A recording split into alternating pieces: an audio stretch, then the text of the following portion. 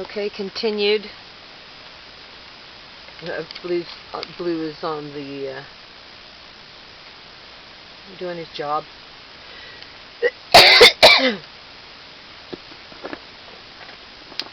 Okay, alright. Can't get much rawer than this. Okay, so she says, I can't take medicines. I can't take medicines. Not even something as common as ibuprofen or Tylenol. Without a reaction. So pain management is very difficult for me.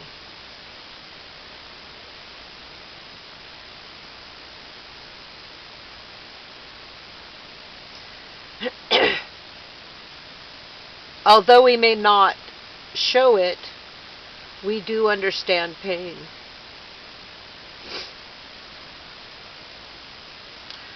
I also have fibromyalgia, which is another illness that many people know nothing about. Well, I think it's all the same thing, okay? That's the problem. They keep wanting to separate it into all these little categories so they can get funding for this, funding for that. When all these different diagnoses have clusters of the same fucking symptoms. Come on! People go to school to get a doctorate for... Fuck. Okay, I'm going to try not to get... I'm the one that asked you guys to please not react, and I'm having issues here. I'll try and focus. So, fibromyalgia, that's pain in the muscles and joints and stuff. Okay, that, things can get a little tense. Okay. Most people look at us, they don't realize we're in a lot of pain. Okay. And we have to handle it in natural ways, or mind over matter. You talk about conditioning. Okay, so I also have fibromyalgia, which is another illness that many people know nothing about, and many others don't even believe it really exists. You have no idea the controversy and bullshit that's gone down since I realized what was going on. Okay, and this is not a conspiracy theory. I mean, it's just fucking common sense. I mean, look at the ingredients. Individually, they're a problem, and when you mix them together in a vat, you fucking... Now, that's witchcraft. Put that shit together, alchemy, and see how your people turn out. Mentally, physically, psychologically. Okay, so, it does. Okay, so I should just read through this because I'll never finish it. I'm drinking out of plastic.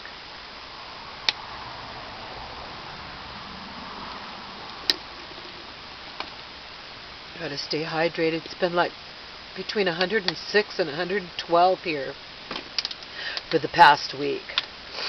And I live in a tent. When you talk about having to adapt, force the body to do what it's supposed to do, be chemically sensitive. Be aware. It's another word. Other words. All these diagnoses.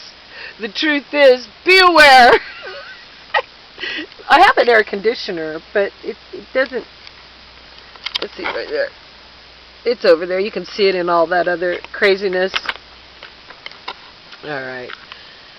Alright, so others don't believe it even exists. Woo! It does, and it's debilitating. Fuck you. Oh my God. It's like all superheroes have their. We could smell someone coming a mile fucking away. We could track someone. You got a little leak in your gas or any fluid in your vehicle, we can fucking track your ass. But like Superman, it's also our kryptonite. Okay, fuck, I gotta get on with this. This is so. Okay. Alright, so it doesn't exist. It doesn't. It is debilitating. I can barely use my hands, and I know how that feels sometimes. My hands really hurt sometimes, and my muscles get weak. I experience pain at night, and it's very difficult for me to sleep. Oh, we do have to. There's no halfway in between for us. We have to live really healthy fucking lives, or fucking suffer the consequences. But you know what? So does anyone, right? Listen to your canary. Okay, so alright, this is serious. I'm sure this woman herself would enjoy the fact that she inspires all these emotions in someone. I actually get it. I live it every fucking moment of every day. Hey, buddy. Hey, blue dog. He's so heavy. He's 90 pounds now. Oh, God. Oh, my God. Okay, let me read this. Okay. All right. So, my issue with my muscles.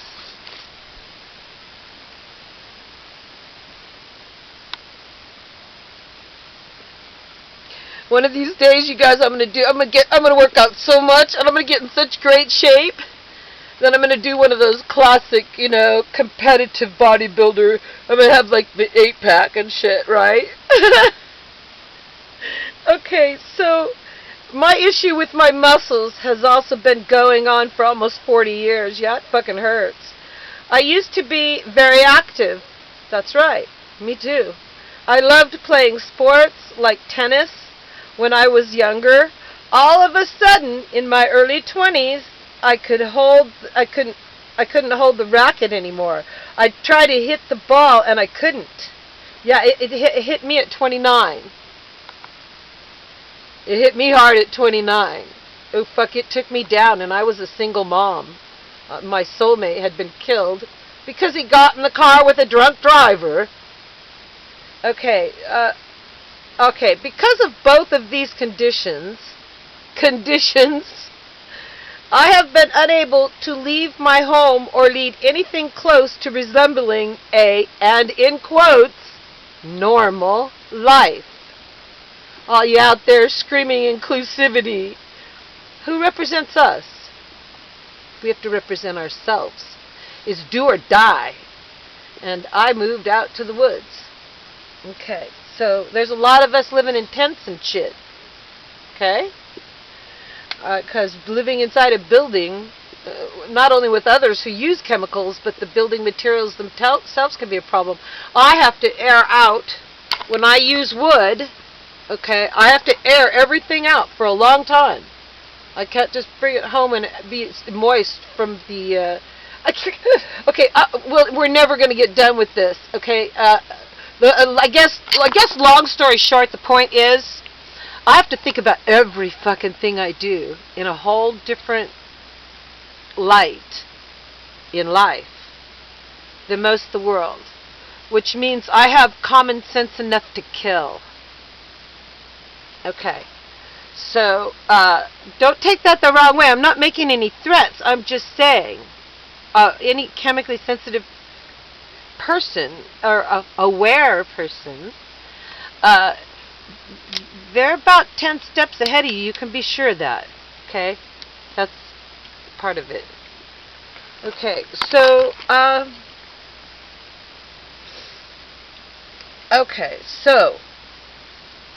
because of both these conditions, I have been unable to live. I have been unable to leave my home or lead anything close to resembling a normal life. I can't even hug people anymore. That hurts so much because I'm a hugger. I love expressing my love and can't. I'm not a part of the world anymore. I had a girl come up to me once because I was in a classroom. This was probably about 20 years ago. I was in school, trying like hell to get through college without, oh my God, talk about everybody screaming inclusivity and accommodations for being fat as fuck or misgendered or what the fuck. Oh my God. I'm sorry. Like I said, we're never going to get this done if I go off all these fucking different alleyways where this shit takes you, or takes us. So I'm just going to continue with the letter.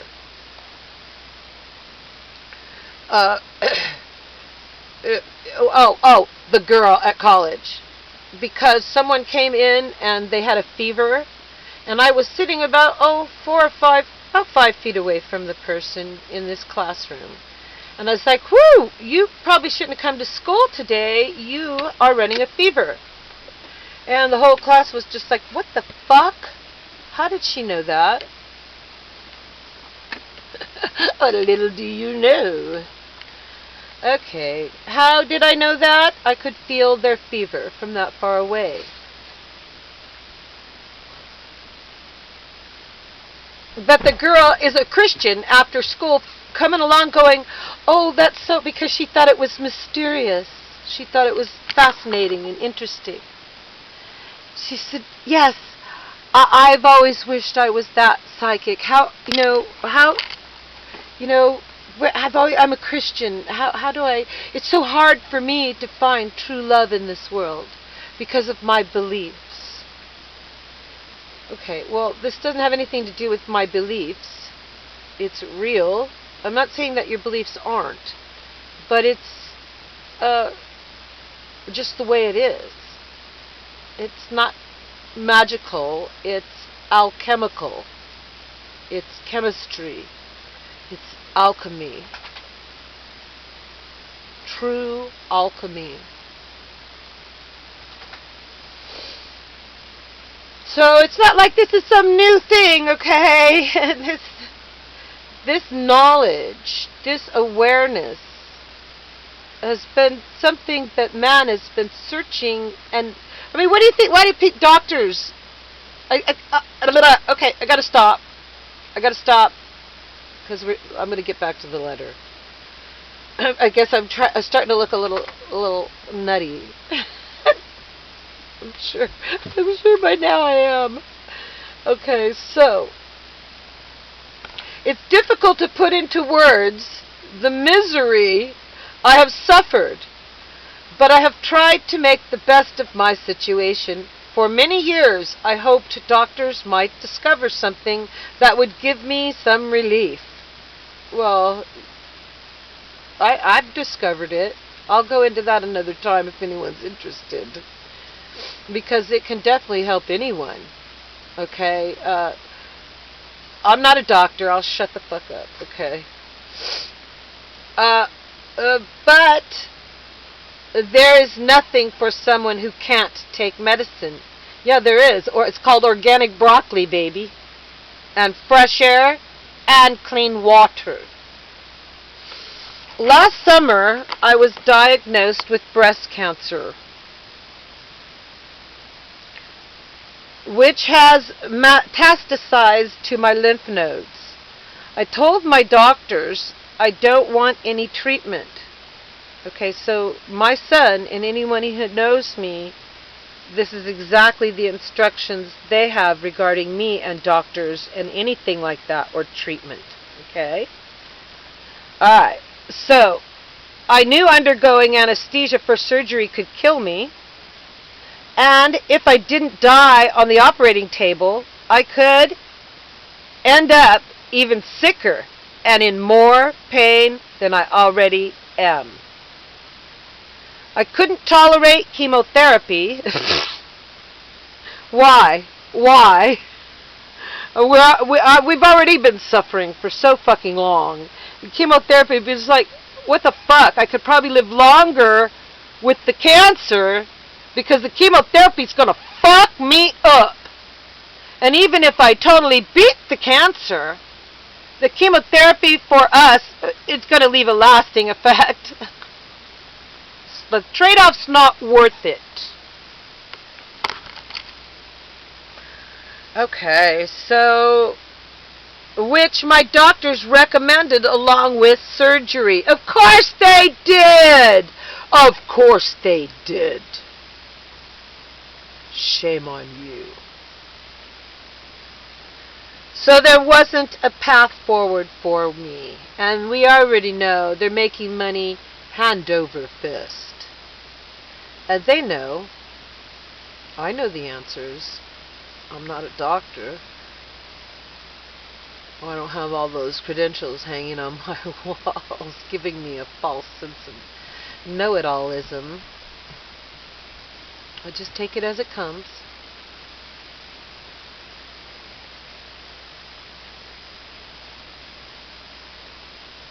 I knew I wanted to end my life within seconds of learning that I have breast cancer. I said, thank God I can go now. Because I knew that in order to qualify for death with dignity or medical aid in dying, in the United States you must have a terminal illness, which, good thing. Good thing. We don't want to be crossing that fucking line. Come on! Suddenly, I was in a position where I could finally stop struggling and go in a peaceful manner. Well, sweetie, life is struggling. That's the way it is. It is what it is. Or at least I thought I could. I thought someone gave me a golden ticket. I'm not condoning this woman's resolve on this, but I've been there, okay, and I'm guessing by the picture of her that she's probably about 20 years older than me. So she's handled it. So, okay, well, she said it hit her in her 20s, and she's been dealing with it for 40 years. Holy fuck, she's my age! But she looks a lot older. I'm sorry, sweetie. This is fucking sucky. Okay. My surgeon said he respected my choice, but my oncologist, of course your oncologist, was not receptive to my plan. No, because it doesn't line their pocket. She wanted me to see a therapist for depression. I'm sorry. Okay, I gotta stop. This is bad. I gotta stop. I told her the depression I have is from suffering all the time. That's what's causing my depression.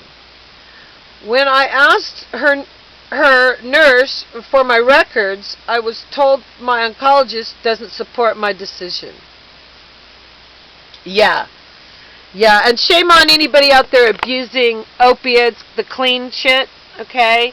Because then people that really need it, it makes problems for everyone. They want to take it away from everyone, and that's fucked up. Because if she could take anything, it would have to be something as clean as that. Single ingredient. Not mixed with the Tylenol and all that other bullshit that builds up in the lymph nodes. Come on! It's 2024, man. Ooh, I'm sorry. You guys are seeing a side of me that... I'm not sorry. I'm not sorry. I don't want to throw that word around. Okay, but it's not her decision. It's mine. I began researching options in the United States and discovered not only is there a lot of legal red tape about who qualifies, I wouldn't at this point, because I would have to wait until my body was eaten up by the cancer, and since I can't take pain medicine, I get to that point. Since I can't take pain medicines, to get to that point would be literal torture. Yes, sweetie, I know what that is. I've been laid out a lot in my life. I've spent a lot of time in this bed. But you're also required to take the end-of-life drugs orally. Oh, shit. Which I know I can't do. What the fuck is that? I mean, you euthanize a dog. We euthanize our beloved animals. What the fuck? I will throw up anything I take. It just wouldn't work. Yeah, so that's why she's in Switzerland. They're a little more together on this. I kept researching and found a non-profit clinic in Switzerland that administers the drugs intravenously, accepts non-residents, and you don't have to have a terminal illness to qualify.